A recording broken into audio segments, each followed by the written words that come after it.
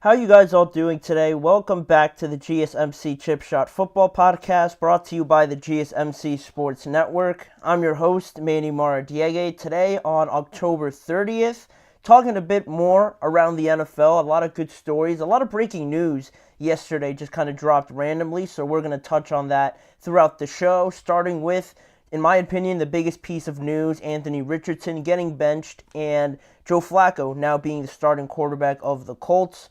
Also, the Baltimore Ravens traded for a wide receiver. Diontae Johnson goes back to the AFC North and joins the Ravens. And also in today's show, we're going to talk about the NFL Honors Awards. We did it back in the start of the season. Now we're going to revisit that and give an updated version based on what we've seen through the first half of the season.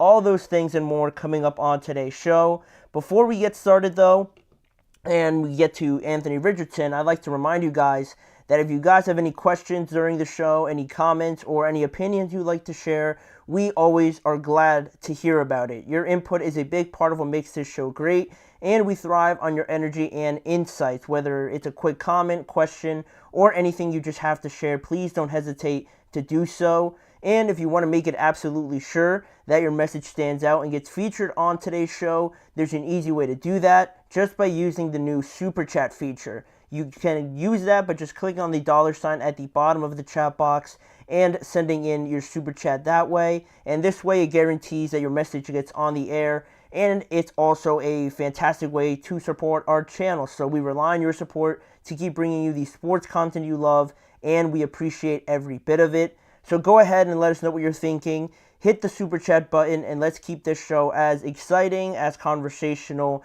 and just engaging as always. I always like when you guys send in messages. Then I can get your guys' thoughts on anything I say or any of the biggest news around the NFL. So make sure to do that. But that now allows us to jump into the first segment. The biggest piece of news, I believe, so far in the NFL has been this news around Anthony Richardson.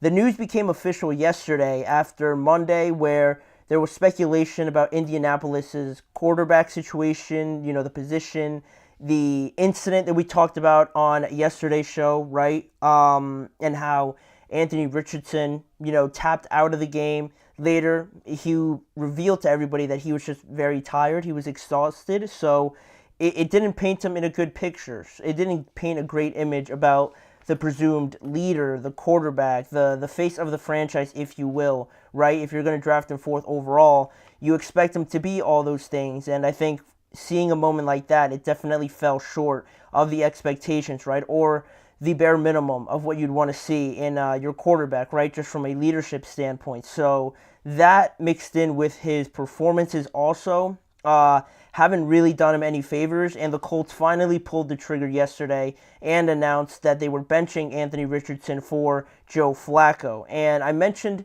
Richardson's play. It hasn't been a smooth ride for Anthony in his first two seasons with Indianapolis. He only played 4 games in his rookie year last year, and then after not playing, he played 4 games last year after already not playing that many college games in at Florida, right? So you have very limited college experience. Your first year in the NFL, you become the starter pretty early on, and then you get hurt, and you miss all those valuable games, all that experience under your belt, right? So that's unfortunate, but those are injuries, right? So then this year he comes back, he's the presumed starter, and we're seeing more of those struggles. And I think a lot of people hear Anthony Richardson and here to defend him a little bit is that, this is almost like his rookie year, realistically, because playing 4 games in your actual rookie year is not enough. So we're still going to see those growing pains, and we definitely have, just from the sample size that we have seen so far. And I know it hasn't been great. He's won 3 out of his 6 starts this year, and just the performances also haven't been too convincing.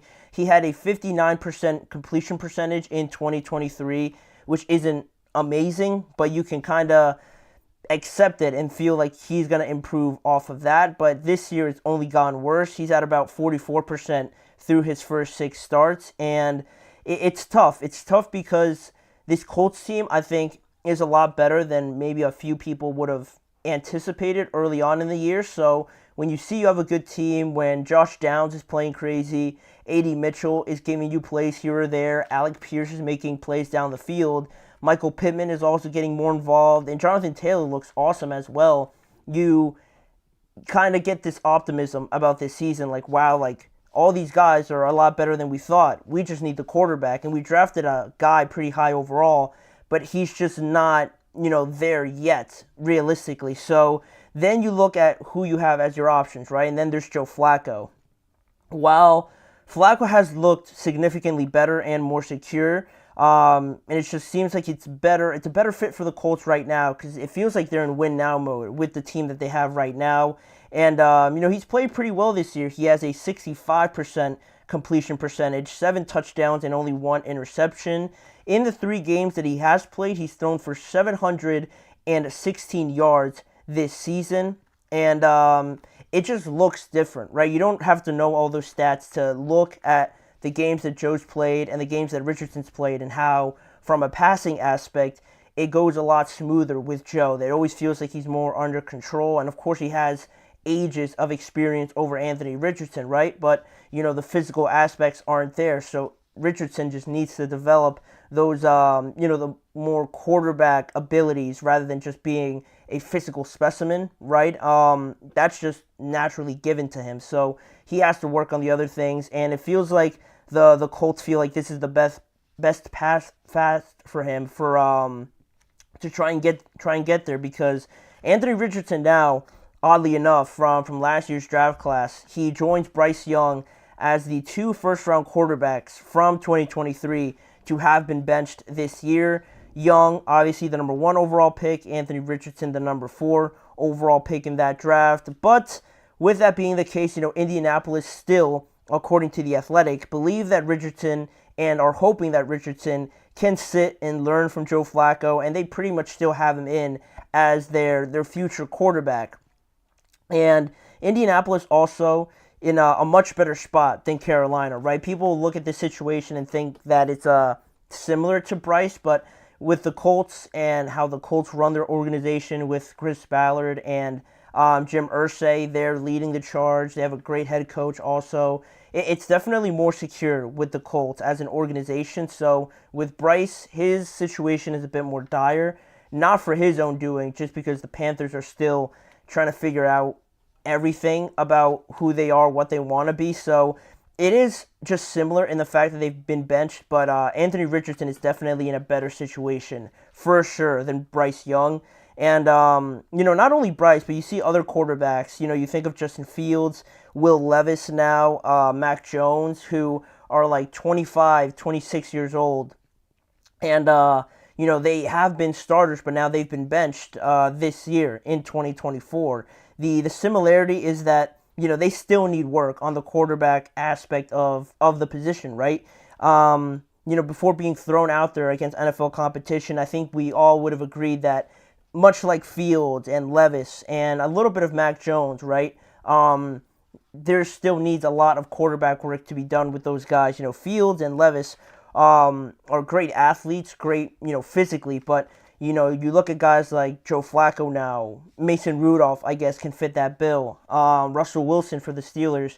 These guys have everything a lot more refined than they do. Not to say that these guys are busts or anything like that. They just need a little bit more time. And, they've just been thrown into the fire, so to say, and it hasn't worked out. And usually it doesn't when you're just thrown out there. Unless you hit on every single point, it's really not going to work out, and not every quarterback is going to be Jaden Daniels or CJ Stroud. But even then, CJ fell into a fantastic spot, and Jaden has a lot more years of experience than all those guys when they entered the NFL. So there are differences there. Not everybody works out right away, can get that instant gratification that everyone ideally wants to fall in. But which is, speaking of that and the quarterbacks and all that, it's what Indianapolis believes that can happen with Joe Flacco here. And, they're 4-4 right now. So on this decision and just my thoughts overall on how I feel about it, you look at this, the play is one thing, but also when we see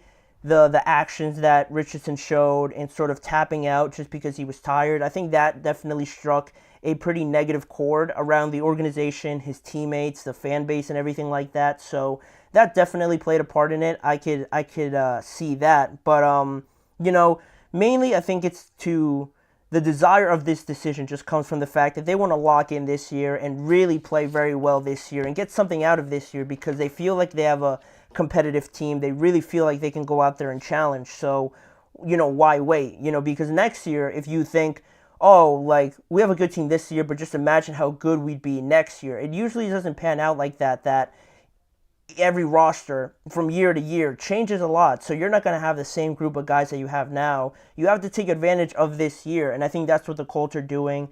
I don't really mind the move, to bench a 22-year-old quarterback is not the end of the world. Going forward, he could start in a couple years and be 24, even 25, and I feel like it would be in a better spot than he is right now, learning from Joe each and every week, getting in better spirits with the fan base. I'm not saying he has to apologize or anything like that publicly, but maybe he decides that that's the best thing. But right now it's been a bad run of form on the field and also with the tapping out off the field as well. So I think this is good for the Colts to do it, to kind of protect Richardson as well and kind of get him just out of the spotlight and, protect him a little bit more. Joe will be the starting quarterback, and from what we've seen this year and last year, he has more than enough to play very well with this Colts team that sits around 8th place right now in the seeding. So they've been competitive with they beat the Steelers. They've been competitive with the Texans, and they've just had other close games as well. So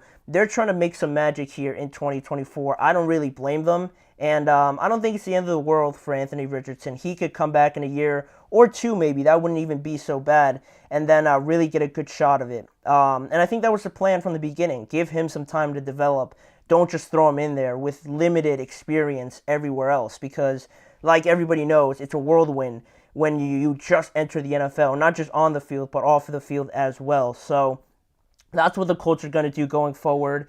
For us going forward, we're going to head into our first break, and when we return, some more breaking news yesterday. The Baltimore Ravens trading for another weapon on offense. I don't hate the move, but it wasn't their biggest need. So was this move necessary for this Ravens team that's been dominating, or should they have focused on the defensive side of the ball? We're going to answer that question and give all the details on the trade when we return. You're listening to the GSMC Chip Shot Football Podcast. I feel like I'm losing my mind. Is everybody in the world blind? Please, Lord, give me a sign, a sign. I feel like I'm losing my mind. Is everybody in the world blind? Please, Lord, give me a sign, a sign. I wanna be the greatest. Everybody on the fake shit. I look around and feel like everybody is the fakest. I make this every day and I'm impatient, hoping one day I blow up from the basement. Statement, the top is so vacant. I don't hear shit that I think is amazing. Waiting for my day when I'm playing sold out shows for 1,000 faces. Hey, give me that crown, get in my way and to be put down. It ain't your place, all this my town. If I want that shit, then I'll get it right now. I'm losing it, the noose it fits. I'm losing shit, a stupid myth. You choose to live or choose to dip. You choose to fight or lose your grip and lose a gift. I feel like I'm losing my mind. Is everybody in the world blind? Please, Lord, give me a sign, a sign. I feel like I'm losing my mind. Is everybody in the world blind? We are back now on the Chip Shot Football Podcast to talk about some more breaking news that we had yesterday that we didn't get to talk to on the show, but we're going to recap it all here in today's segment. The Baltimore Ravens trading for Diontae Johnson. The news broke yesterday that Diontae Johnson was heading back to the AFC North after ESPN reported that the Ravens were trading a future 5th-round pick for Diontae Johnson, and in return, the Ravens would get Johnson, obviously, and a future 6th-round pick from the Carolina Panthers. And much like Cleveland, Carolina not in the best spot this season, obviously. not a great outlook for them going forward. So they decided to just cash in on Diontae Johnson, get whatever they can from him, and with their season pretty much all said and done, it's a logical move. I'm not gonna sit here and like criticize them or anything for tanking or whatever, quitting, whatever you may call it. But it makes sense. There's no point in trying to keep them around, especially with Carolina. I feel like they're very susceptible to just hitting the reset button again. So you might have a new head coach in there. You don't know what's going to happen with Bryce Young. It really makes no sense to keep around a veteran receiver like this. So I don't hate the move by that standpoint also. And, originally Diontae Johnson was only traded to Carolina just this year when the Steelers traded with the Carolina Panthers for Diontae Jackson, sending Diontae to Pittsburgh. Diontae went to Carolina, and he was part of a plan for this Carolina offense, right, where you look at the excitement around Bryce, you think of a young guy like Xavier Legette there, Adam Thielen, the kind of season that he had last year, and the pieces that they added on the offensive line. You kind of got excited for this team, but still it fell very much short with the play of Bryce Young and just everything not really fitting together from the start. So this project that looked promising kind of just fell apart for Carolina. And, Diontae also showed some of his frustrations in some of the interviews as well. So now Johnson joins a Baltimore Ravens offense with Zay Flowers, Rashad Bateman, Nelson Aguilar, Derrick Henry, of course, Isaiah Likely, and Mark Andrews. Very stacked offense already without Diontae Johnson for the Baltimore Ravens. That offense was not the problem, evidently. It was every answer you would have possibly imagined for anybody, right? You had the tight ends. You had the wide receivers that fit to your system. Obviously, you bring in Derrick Henry, which is just overpowered now for this Ravens offense, right? They lead in like every category or something like that. They've been right up there with like the Lions or the Saints for a couple of weeks. The Packers you could throw in there, I guess, as well for very good offenses. But he joins already a very good offense. So it's not bad, but I feel like I'm just a little uncertain about it, and I'll get to that in just a second. Certainly, like I said, an improvement on offense because Johnson does bring a unique skill set. He's a very good route runner. That's one thing that he does very well. Apart from other things, right? He's a very good, short space, one-on-one beater. If you have just one guy in front of him, he'll route him up, and he can run a lot of different routes, short, intermediate, and stuff like that. He did have some criticism in Pittsburgh for the drops and everything like that. He had the record for not scoring a touchdown all year. I'm pretty sure that was him recently for the Steelers. More so to do with their offense, but it just didn't end too positively there in Pittsburgh. So now he returns to join the Baltimore Ravens, and when it's funny when Patrick Queen signed with the Steelers, I thought it was so funny that the Steelers managed to steal away a player from the Ravens, and now seeing this as a Steelers fan, seeing Diontae go to the Ravens, I know he didn't choose to go there. Like Patrick chose to go to Pittsburgh after not signing with the Baltimore Ravens, so it is a little bit different. But for me to see Diontae go there, I kind of got a little bit of I'd imagine what the Ravens felt when Patrick Queen joined the Steelers. But of course, it wasn't his choice. The Carolina Panthers decided where they were going to trade him, so it all kind of falls in line with that. And again, I don't mind the move. It makes sense for Carolina, like I said, and maybe for the Ravens too. Maybe there's something there with Rashad Bateman. He kind of had a pretty bad drop against the Browns where it just hit him right in the chest and he dropped it. I'm assuming the sun got in his eyes, but maybe they're not feeling too sure about Bateman, but some reports say that they do feel pretty strongly about him, so I don't know. I don't know what the reason would be to bring in a guy like Diontae, other than the fact that you can run some more 11 personnel sort of formations, lighten up the box, if you will, for Derrick Henry. Maybe that's a problem that they've run into recently against the Browns, where they just stacked the box and they took their chances one-on-one with Bateman, with Zay Flowers, and the Browns ended up winning. The Ravens struggled in that game, so maybe they want to run a bit more 11 personnel, not just have 2 wide receivers out there, have Diontae, have Rashad, have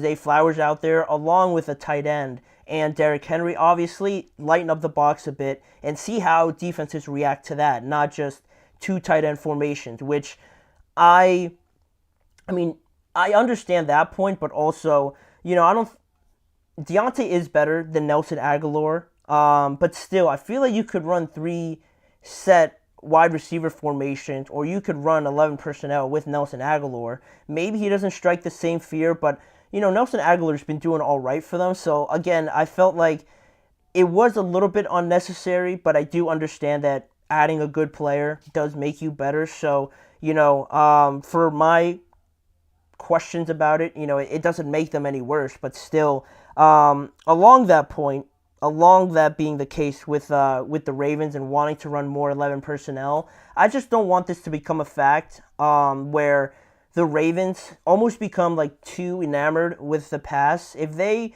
just go crazy running 11 personnel each and every other play, and they, negate the run because of that, they're getting all these open looks, they're spreading defenses out because they're still loading the box up. I don't want them to become too comfortable with that, because I don't think that really suits them. I think running the ball with Patrick Ricard out there, especially as a fullback, or another guy extended out from the offensive line, that's who the Baltimore Ravens are. That's who they are, running the ball like 20 times with Derrick Henry, or throwing Justice Hill in there as well.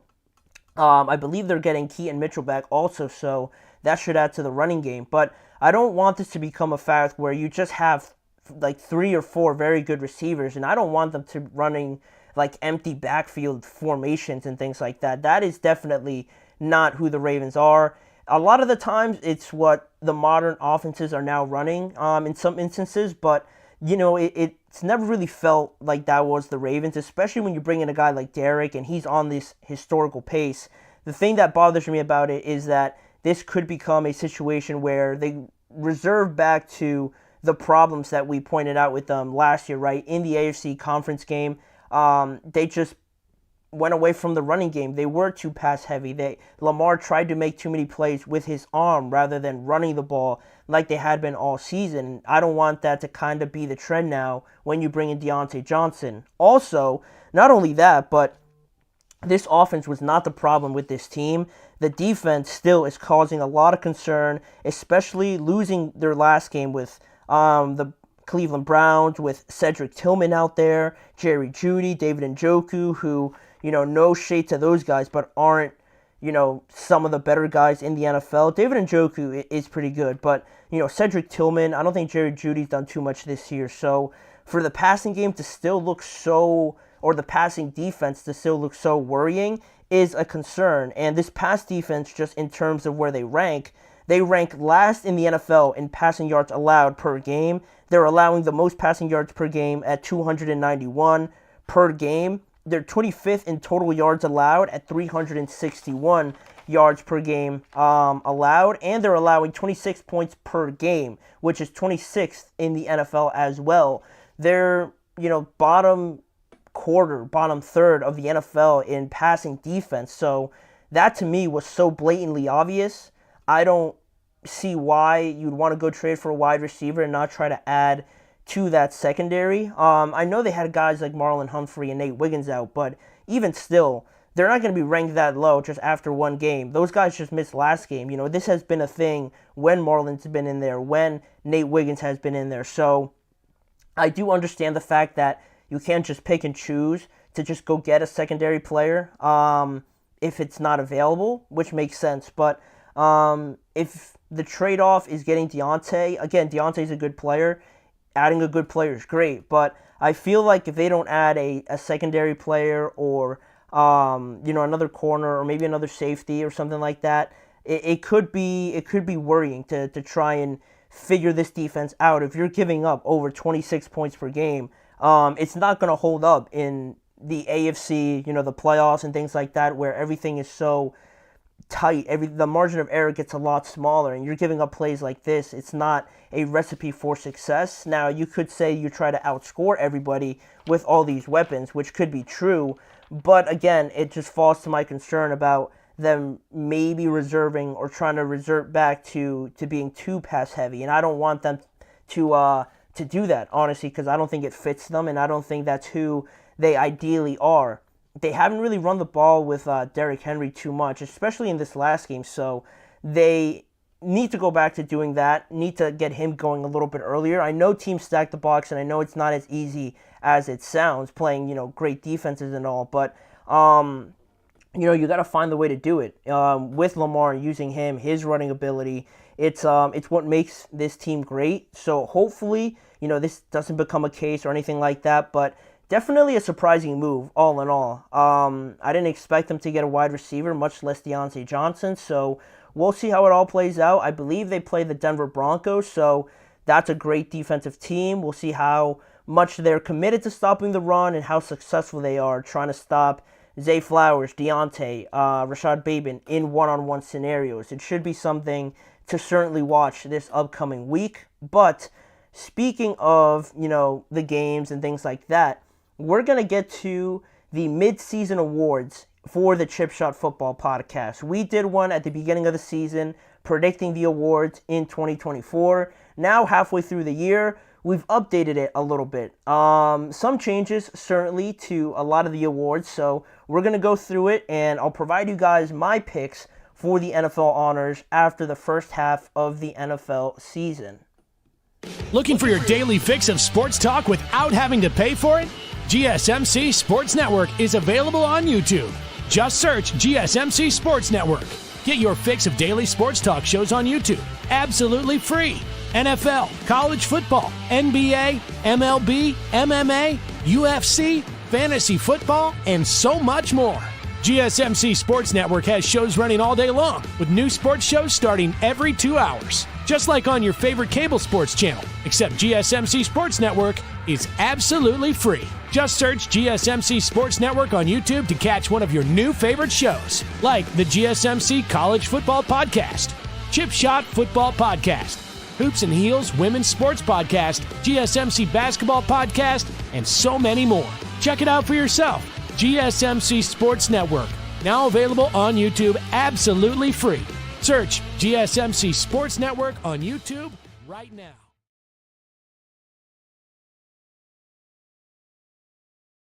Jumping back into the action now on the Chip Shot Football Podcast, and looking, now that we are officially through the first half of the season, we went back, and this seems like the perfect time to give our updated mid-season awards, because we did it at the beginning of the year, and I felt pretty confident about it, but now looking through my picks now, I'm pretty sure I have a lot of different looking picks that I made at the beginning of the season to where we are right now, and I might have some surprises in here for you guys, just based on some of the picks I've made, not too crazy, but certainly some that aren't the usual names. So starting off with, I think, the easiest award to give out, the Offensive Rookie of the Year in 2024, I think pretty clearly is going to be Jayden Daniels. There was a chance for Malik Neighbors, the way he was playing a little bit, but he's sort of slowed down. Obviously, I picked Caleb Williams originally, but, he hasn't been bad, but just, the level that Jayden's at right now, there's some whispers in there for MVP, which are a little bit overblown. That's a bit of an overreaction, but it just goes to show the kind of season that Jayden's had, the kind of impact he's made to that organization just right away. Everyone that was in that building, said it from the start of training camp, through training camp, and once he was named the starter, and just seems like every game he's gotten better and really has put his stamp on this Washington offense, but also making an impression around the NFL against all these pretty good teams. Having the Commanders in first place right now is not anything to be taken lightly or for granted, especially how this organization has been performing over the last few years. So for them to nail everything in the offseason, bring in a new coach, new offensive coordinator, new president a couple years ago, and new general manager, just everything that the Commanders have done the final piece was Jaden Daniels, and for them to get it this correct and have it be already paying off, I think he's clearly the offensive rookie of the year. And unless he falls off or anything like that, which I don't really see happening. So that one's the easiest one to give out, in my opinion. Also, a close second is offensive player of the year, just in general. I went with Derrick Henry. I feel like he's going to break the rushing record. It's not based on him. It's based on the Ravens. But if the Ravens, are smart about it, right, or just, use common sense, having Derrick run the ball to the pace that he has been doing right now is a little bit ridiculous. Maybe he'll slow down a little bit, but even still, I think he is the focal point of this offense. I think he should be continued to use the way that he has been in the first couple weeks there, against the Cowboys and against the Bucks. These games where he just went absolutely insane. That's the identity, the main weapon for this Baltimore Ravens team, and he can be on a historical pace. He is on a historical pace right now, and I think he is just as deserving as anybody to win this award. It's night and day, really, with this Baltimore Ravens offense, where from what we saw last year when they were really good running the ball, it's no comparison to what they have right now with Derrick and Lamar back there, and just the plethora of different ways they could use those two guys and just keep defenses guessing. It's a nightmare. And the fact that they actually brought him in to pair him with Lamar is remarkable. And also, I just think that no addition this offseason has made a bigger impact than Derrick Henry. And, you could argue Kirk or I'm sure there's others I'm forgetting.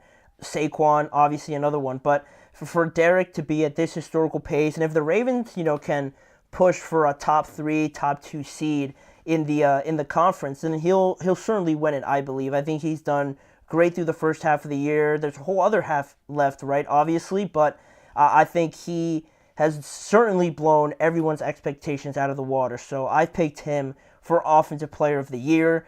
Then we'll go to Defensive Rookie of the Year here.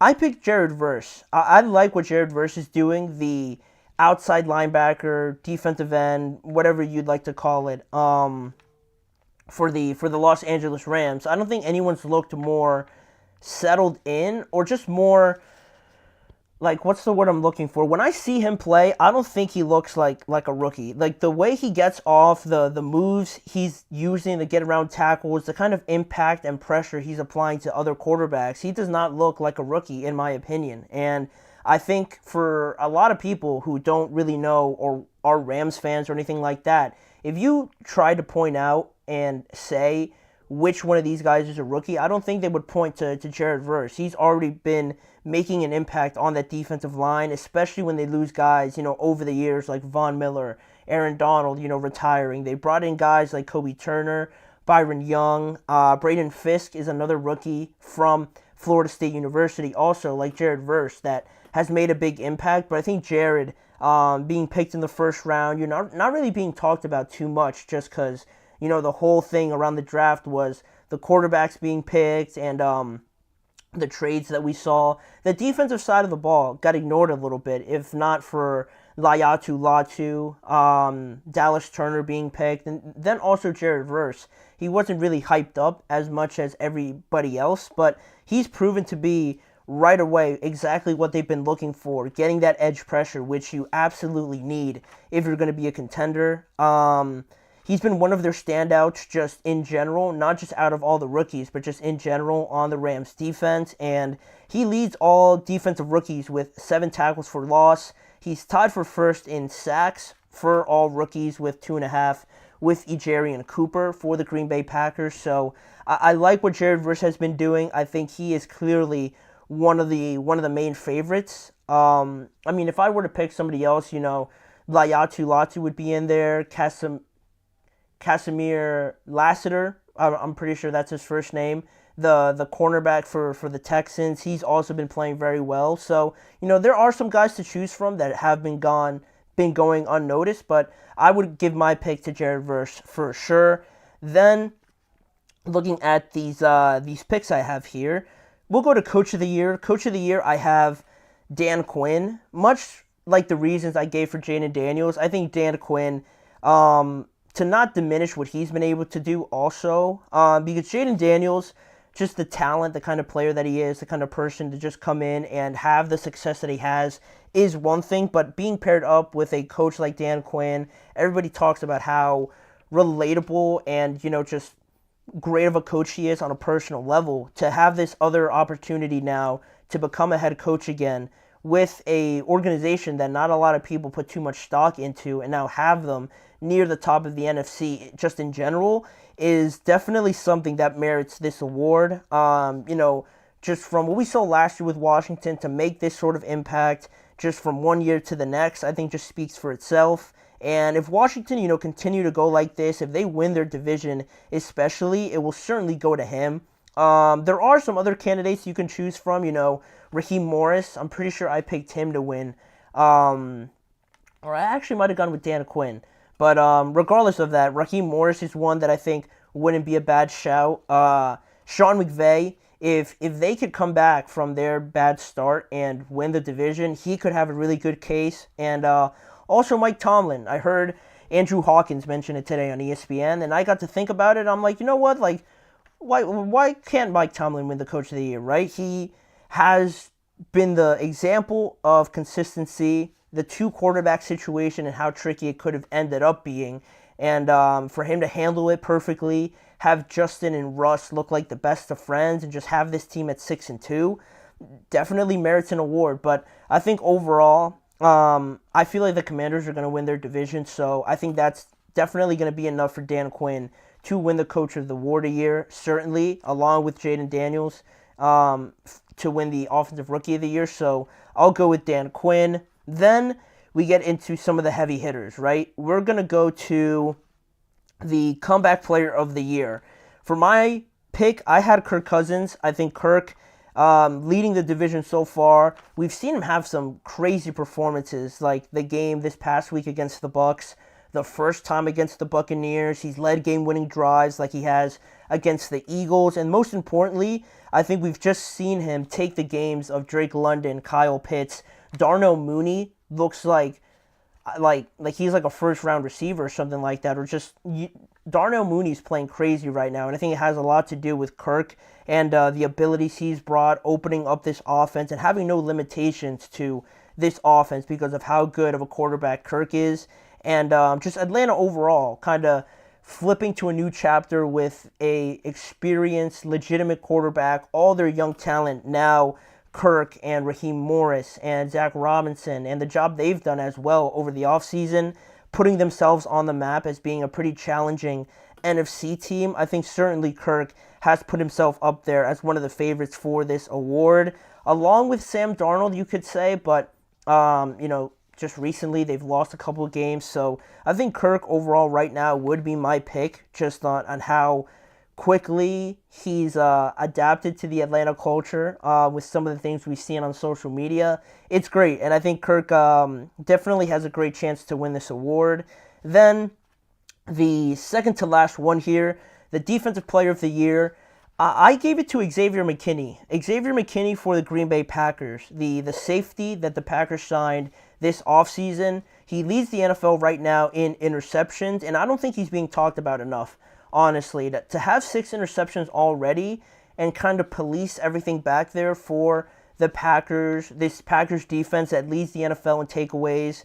I think Xavier, for a guy, just come into a new scenario, new team, new everything, and be already one of the guys that this defense looks to, an impact player, like TJ Watt punching balls out, like Jesse Bates being everywhere on the field, like, Myles Garrett, Dexter Lawrence also. I think Xavier is creating a lot of splash plays and a lot of plays just coverage-wise and going up and tackling in the box and things like that. And, you look at that, and it might go unnoticed to a lot of people, but then you think about what this team would look like if Xavier wasn't there, and I think this defense would look a lot different, and it wouldn't look as solid with him leading everything in the backfield right now. So this one I wanted to switch it up a little bit because, I originally picked TJ, and I think he has as good a chance as anybody if he just goes on a run here, but, that's a safe pick. Dexter Lawrence leads the NFL right now in sacks, but I feel like with the success of the Giants, I feel like that could hurt his chances a little bit. Chris Jones is just like the Chiefs are undefeated. You can make a case for them to be the best team in the NFL. So I feel like that one's just like a gimme. Chris Jones is a fantastic player, but I feel like he hasn't like garnered the big takeover performances like Xavier with the interceptions, like TJ forcing fumbles and things like that, like Dexter just being a menace. I think TJ or Xavier McKinney's my pick, but Dexter, TJ, those guys could also be in there as well. And now MVP, the big one. I had Jordan Love in there originally, but I haven't loved all the turnovers I've been seeing, so I've switched over to Josh Allen. A personal choice for me because I think it's really close with Lamar. And also Jared Goff is in there as well. Those are probably the top three. Patrick is always a safe option, but I don't think he's had that good of a year just for his standards alone. So anyone from Josh, Lamar, or Goff, I wouldn't be surprised. But I would like to see Josh Allen win it. I think he definitely deserves it too. Jaden Daniels is also a fun idea, but he's definitely not there yet. But you know, I'd like to see Josh win. You know, he is everything for this Bills team, and if you're talking about value that you bring to a team, this Bills team would be nowhere near where they are without Josh Allen. Like Lamar in Buffalo also. So I think those guys, it's very interchangeable between Lamar and Josh. But for right now, you know, Josh Allen and Justin Herbert are really the only quarterbacks in the NFL right now to only throw one interception. And these are NFL starters, right? Not just backups that have played like a game or two. Josh has played in every single game. Justin has played in every single game, maybe except one. But nonetheless, they are, you know, being very careful with the football, and that is super important, obviously. But Lamar does also lead with a lot of the statistical, you know, categories, and the fact that the Ravens destroyed the Bills also, I'd imagine, wouldn't help Josh Allen's case too much. But I'm assuming this will come down to seeding. Also, you could also look at it, Lamar. You know, Josh Allen didn't get a Derrick Henry this offseason. You know, he just got Amari Cooper. But I would say that Lamar, not to diminish him, because I think he also does deserve it, honestly. Lamar, I think, certainly has a lot more help around him, where the story around Josh this year was him elevating this team. And I think he's done a great job of doing that by elevating his own play, but also just being more smart with the football. It seems like he's a lot more settled. Before, it seems like he was frantic, very spontaneous. Now, it feels like it's very methodical, very thought out, and he has everything that you'd want in a quarterback. So I'd like Josh Allen to see win MVP. I think he has certainly deserved it over the last couple of seasons. So those are all the picks. Those are all the updated NFL Honors Awards that we have gone through that I think are pretty accurate through the first half of the year. And we'll see if I'm right when the regular season ends. But for right now, we're going to move on to the last couple subjects here. We have a discussion that I wanted to bring up because I started thinking about it. The similarities and the comparisons between Russell Wilson and Aaron Rodgers. New environment, veteran quarterbacks expected to come in and be the final piece to everything. One has been pretty successful so far, while the other one hasn't really lived up to the expectations. Why that is, we discuss that when we return after this break.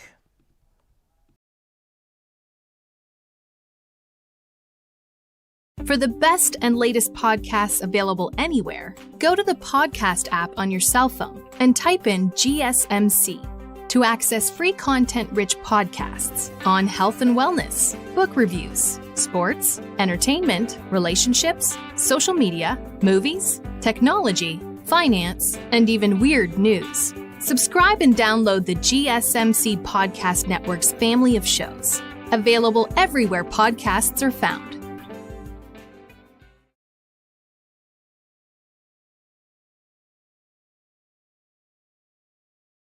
Welcome back to the Chip Shot Football Podcast here, and not really bringing up any necessary, breaking news or any storylines, really. I wanted to bring up this topic that it kind of popped into my head, I think, a day or two ago, And it really started kind of developing when I saw the Steelers play the Jets, and just how, we went back almost a decade and saw an old matchup between these two veteran quarterbacks, Russell Wilson against Aaron Rodgers. You think NFC Conference Championship game, like 2014, around that time, where these guys were really on the top of the quarterback world right now, right? Or at that time, I should say. And, the game just a couple weeks ago ended, and the result and what we saw on the field was sort of a small microcosm of the situations that we now see with Russ and with Aaron Rodgers, right? Two veteran quarterbacks. And like I said before, it's made me think, and I think it makes everyone think, that when you look at these two scenarios, right, how similar they are, in a sense that you have two veteran quarterbacks that were traded to new environments, to elevate and be sort of that final piece to the puzzle for, the Steelers or the Jets, respectively. And, they've had very different outcomes so far. One's been coming off of a pretty severe injury. Another one just kind of fell off of the face of the earth a little bit, just in terms of results and the situation there in Denver. Russ had a very bad time there in his first year there with Nathaniel Hackett and everything like that. It looked very bad. And then for Aaron Rodgers, coming off of that injury, devastating news for a guy at that age. Similarly as devastating as with Russ, just seeming like he just wasn't good anymore. But now this year, both of them had new opportunities. Technically Rodgers, because he didn't play in his first year, but this year was really the first year for these two new guys to kind of right the ship, prove their Hall of Fame, legacy that they have been building up over their career. They had a new chance to prove it now, to help new organizations, get to where they wanted to go with, experienced signal callers coming in there. But we've seen very different outcomes for what seems to be pretty similar scenarios with two similar quarterbacks heading into similar new environments. Different outcomes, right? You have a 6-2 team and you have a 2-6 team, right? Why is that? Surely both would make seamless transitions at this point and dominate right away. At least that's what the expectations were for the Jets, right? I'm not so sure maybe for the Steelers, but you'd expect better outcomes, right, from a team led by Aaron Rodgers, just from the MVPs and the skill set and everything like that. So you get to looking at what each quarterback was walking into so far, right, to kind of piece together this puzzle. You look at the Jets.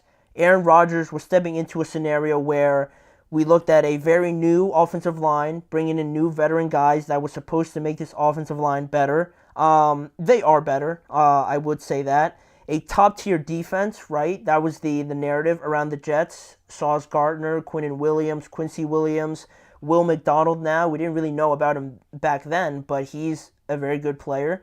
C.J. Mosley, they have talented players on that defense.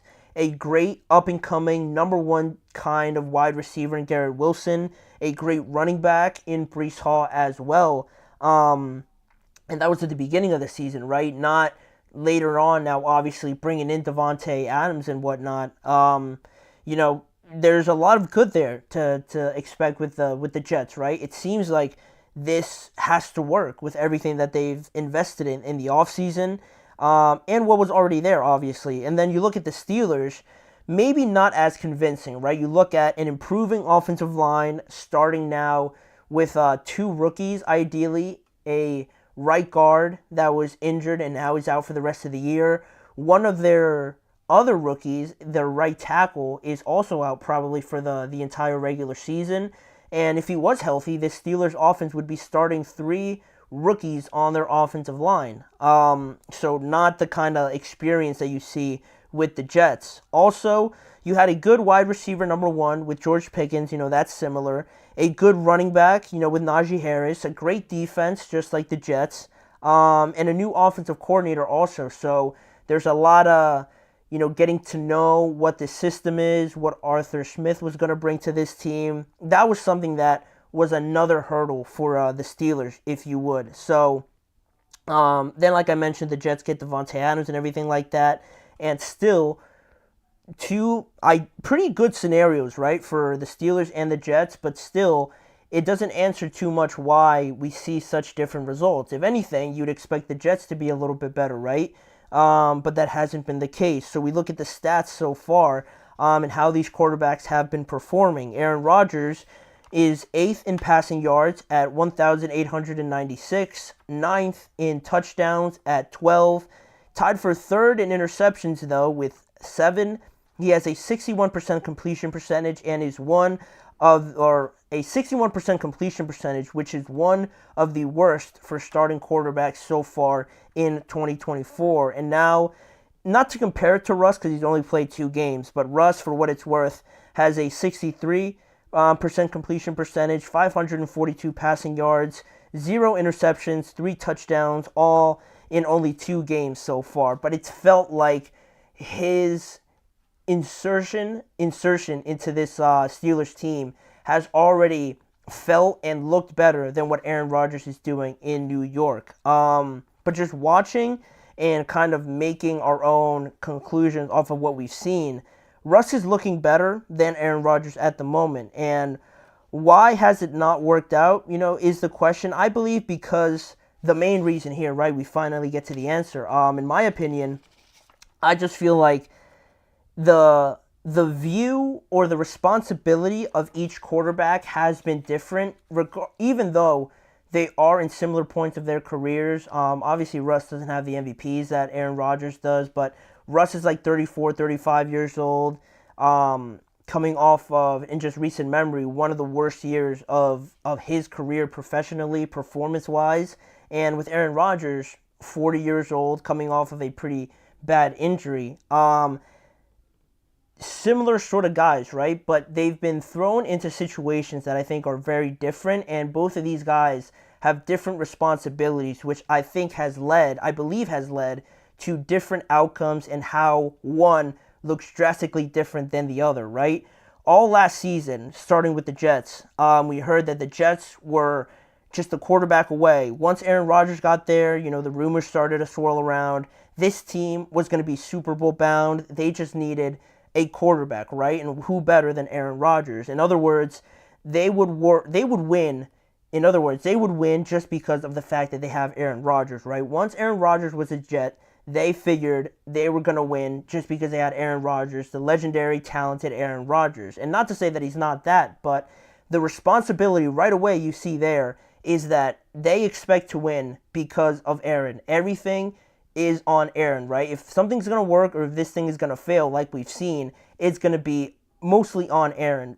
So the support really isn't there, in other words, also. So logically, if you think about the pressure already on Aaron Rodgers, if you just take away the name, you put all that pressure on a 40-year-old quarterback after having a severe injury the year before that. It is realistic now, looking at the results, that there is going to be a lot of challenges. Just to win solely because of Aaron, not really has worked out for them, and not ready to add or complement what he's been able to bring thus far, right? I think they've put, and it sounds a little bit hypocritical or outlandish a little bit to say that they've put too much responsibility on Aaron Rodgers, but I think that's fair because it's the name holds a lot of weight, obviously, right? It's historic for what he's done, but even still, you can't just expect Aaron to do everything and be so surprised when the 40-year-old quarterback, again, coming off of a bad injury, isn't looking quite like himself at this point in his career. You can't be so surprised just because he is Aaron Rodgers, right? Father Time hasn't lost yet, so that's a real thing.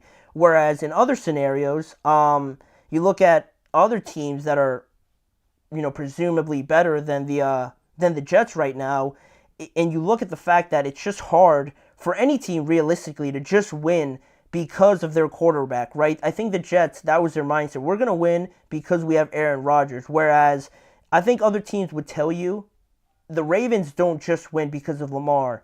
The Bills don't just win just because they have Josh Allen. The Chargers also, they don't just win because they have Justin Herbert, right? Those are three of the most talented guys, just as talented pretty much as Aaron. Maybe not throwing the football, but running, the accuracy, everything's all there for three of those guys. And they have all the talent to help their team, right? Like Aaron does, but they could win a lot of games because of their talents. But really, you look at what really matters and the trophies, the Super Bowls, and the accomplishments and everything like that. Josh Allen hasn't been to a Super Bowl, hasn't won a conference championship. Lamar hasn't been to the Super Bowl. Justin's only been in the first round of the playoffs. So no good team just wins because of their quarterback, right? It's very hard to do that in such a team-oriented sport. And you also even look at teams like the Lions, I could throw in there, the Steelers, the Vikings, the Chiefs even, how they've made it their goal to kind of focus on what surrounds the quarterback, right? You look at the Chiefs, great defense. They're a running team now, right? They don't just win because Patrick is extremely talented, right? If they did, they probably wouldn't be undefeated, right? If they didn't have a great running game, if they didn't have a great defense, they wouldn't be undefeated at this point. The Vikings, right? They don't have the talented quarterback like the Aaron Rodgers, like Josh Allen, right? But they have great play calling, a very good defense, great offensive line, great running game, great receivers.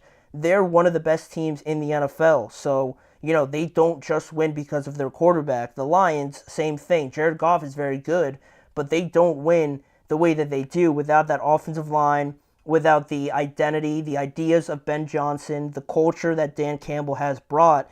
And the Ravens, too. Last year, they're a good team with Lamar, with whatever he brings, but they're a true contender now this year because they brought in Derrick Henry, right? They have an identity, they have a running game, and a good defense. I think that is really the difference here with all these situations, even including, like I mentioned, the Steelers with Russ and how we started this whole thing, right? The Steelers really made it a point of emphasis to They were committed to the running game, right? That's why they brought in Arthur Smith. They were going to be a run-heavy team. They knew they had a great defense.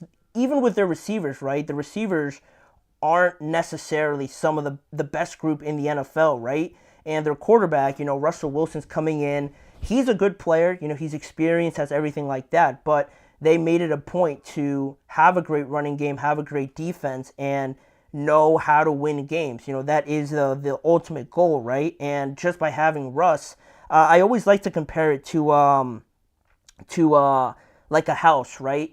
The quarterback is ideally the roof, right? You can have a great house, you can build a great foundation, great everything about the house, right? A running game, great defense, offensive line, everything, right? But if you don't have a roof, if you don't have that quarterback, that house really isn't really worth that much, right? This team really isn't worth, contention if you don't have a great quarterback. But in the other way, if you have a great quarterback, if you build the roof first and kind of ignore all the other things, the house really isn't going to stand a chance when, tougher challenges come, down the road and things like that, right? It's going to crumble. So the roof, the quarterback should really be the last thing to enhance every other thing that you've done very well. And I think the Jets, why it hasn't really worked out for them, to kind of point it out, is the fact that I think it's been too much emphasis on just getting a great roof, just getting a great quarterback, right? That's going to fix everything, right? But they've negated the other pieces, right? Their defense really hasn't been living up to expectations, right? Bringing in Devontae Adams hasn't worked out too well. The running game, the offensive line, and, it's struggling a little bit now, and they're not getting the results. And even Aaron Rodgers, right, that roof is a little bit leaky, right? It's missing some throws. It just doesn't look quite the same. It's still a great roof, right? It's a great quarterback and everything, but I think they've negated some of the other things, the coaching and whatnot and everything like that. We could go on, but I think that's really the main reason. The expectations, the responsibilities on Aaron, not to, take away any blame from him, because certainly he's been pretty bad. He'd say that himself, but I think the Jets have just kind of overestimated what to expect from just one guy, and thinking that he was just going to cover everything up isn't realistic. The name holds a lot of weight, but the 40-year-old quarterback coming off of an Achilles injury is a tough sell, and I think that's coming through right now in their results and in their season so far. So I wanted to point that out just because what the Jets have been this year has really been mind-boggling to me. So I've thought about it, and that's the best answer I could give. So we'll leave that there. And for the last segment here, just quickly after the break, I had to preview the Lions and the Packers game coming up. We're going to do more of the predictions tomorrow, but this game has a lot expected of it. There's a lot of anticipation for this game, just for me personally, so we're going to preview it and pick a winner, go through the matchups and whatnot when we return after this quick break.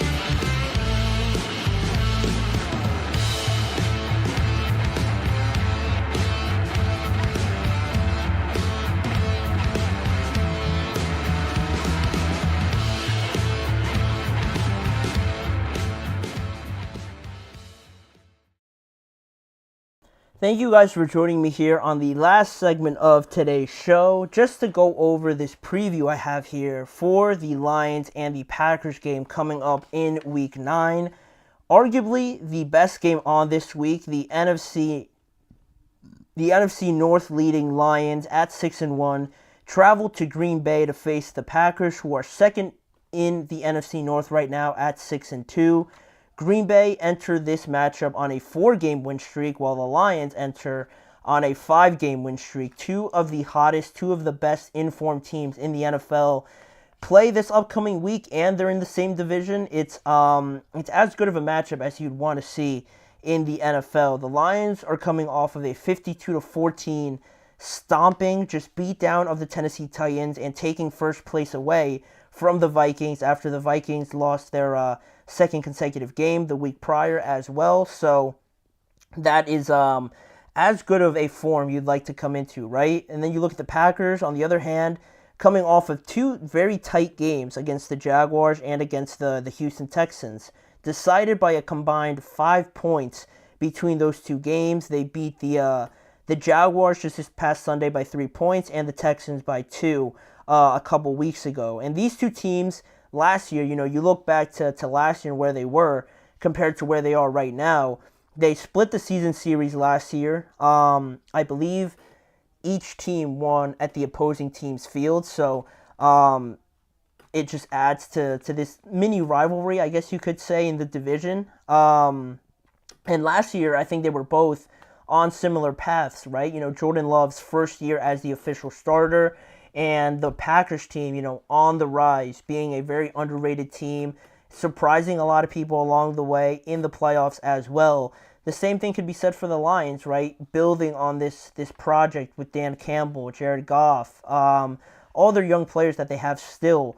Last year, they were a underrated team that people liked the story, but they didn't really believe yet in what this team could be. And they also proved a lot of people wrong, got to the conference championship. They arguably should have won it, but, that's where the lack of experience comes in, right? Both of them were on similar paths and are still on similar paths now. And I think last year's success, both of them being sort of underdogs now this year, this could be a matchup of a conference championship, right? You never know with how it all ends up with the seedings and everything, right? That's how highly, I guess, I value these two teams, but I think it's almost a consensus view on the Packers and on the Lions that they are two of the best teams in the NFC. And focusing here on the Packers a little bit, the biggest, question, piece of news that's on everybody's mind is the health of Jordan Love and how he kind of progresses through the week with that groin injury. It's a tricky injury, and it's one that I do worry about for Jordan Love, just as if I were a Packers fan, because it would be an injury where it's like a hamstring or an ankle a little bit, the groin, because you look at the way that he got hit, he didn't really like take a huge hit or, I don't know, get bent backwards or get rolled up on or anything like that. He kind of just took a hit in the back from Trayvon Walker and took like a pretty funny, like odd looking step, and it hobbled him a little bit. His groin kind of strained from that, so it's a tricky injury that I feel like could get re-aggravated again in the game or anything like that, which is the last thing you want to see. So how he progresses through the week, I heard him say that he feels like he has a really good shot to play anyway, and I do hope he plays. I think he will be able to play, but again, I am just worrying about the potential of him aggravating that injury, because the groin is a very, like I said, a tricky injury to deal with, especially, running out of the pocket, staying alive and things like that. It all, plays into it. So that is something I would be concerned about, but also, if he is healthy, this most likely becomes a shootout at that point with all the receivers the Packers have, the great running game. I think it was good to see it last week where Jordan Love kind of went out and they relied on that running game with Josh Jacobs to sort of remind everybody that they're not just a quarterback-happy, pass-happy team. They could run the ball too and be very effective at it as well. So I thought that was good to see, to kind of show off the balance that this team has. And just overall, this Packers team leads the NFL in takeaways, but the sort of caveat to that is that they are in 7th place right now in the amount of giveaways that they do have so far.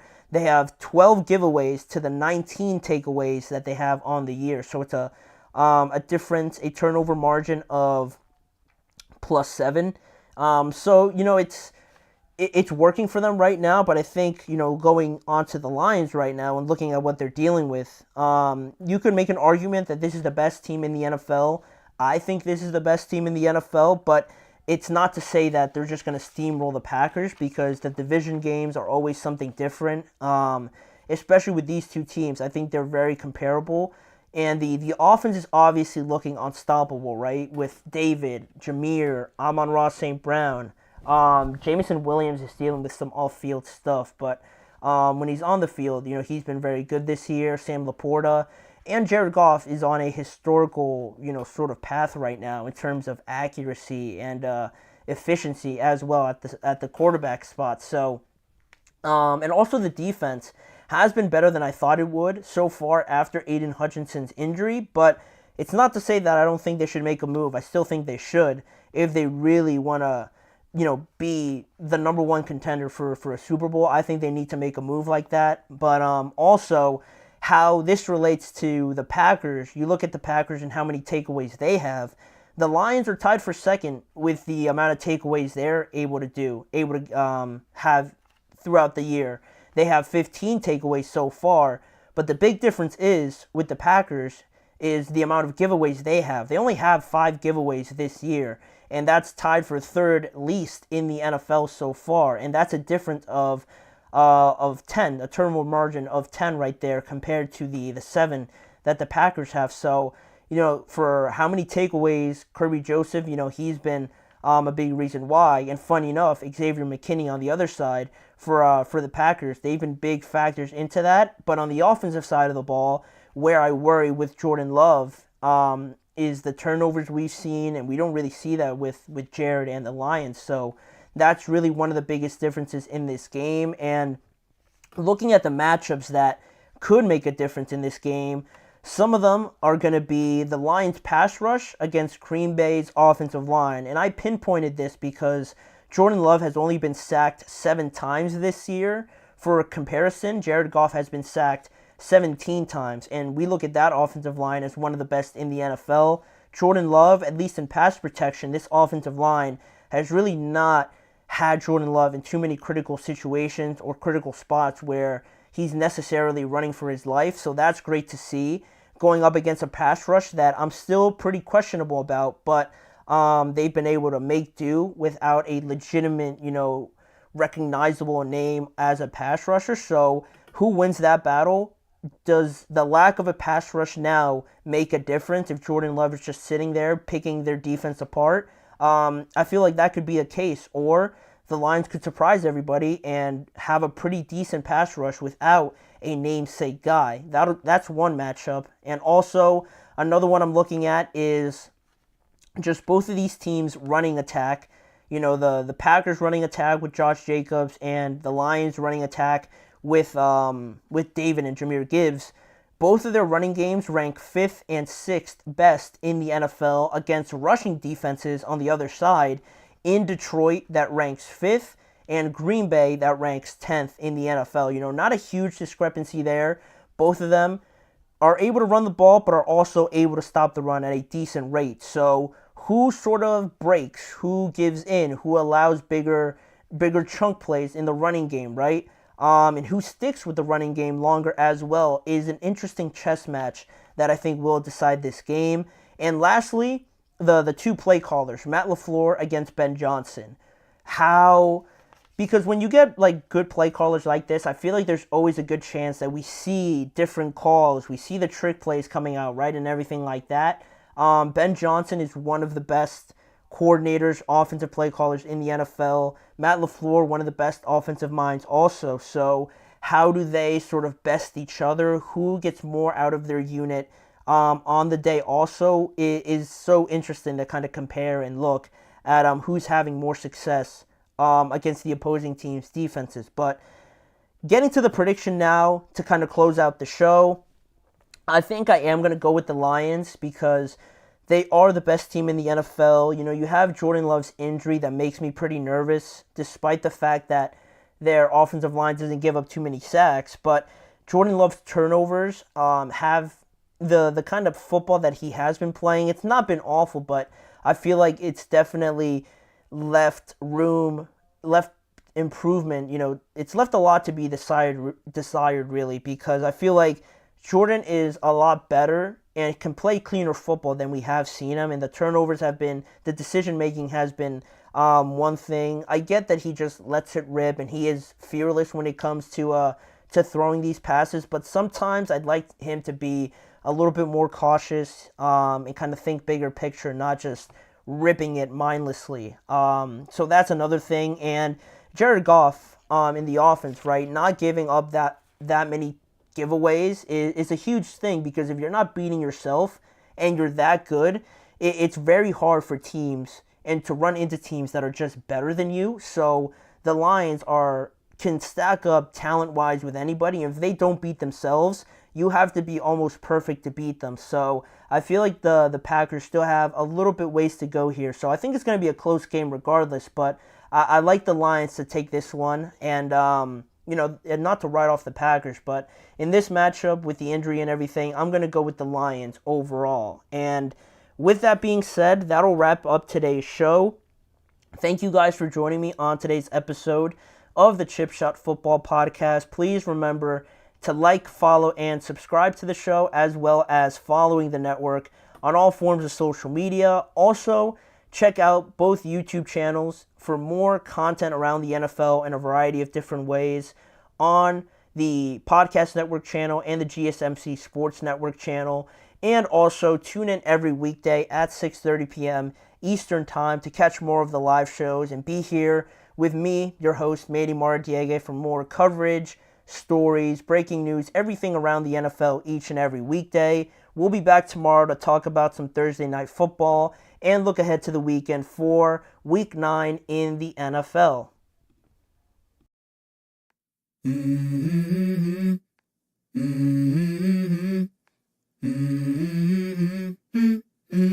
Let's go.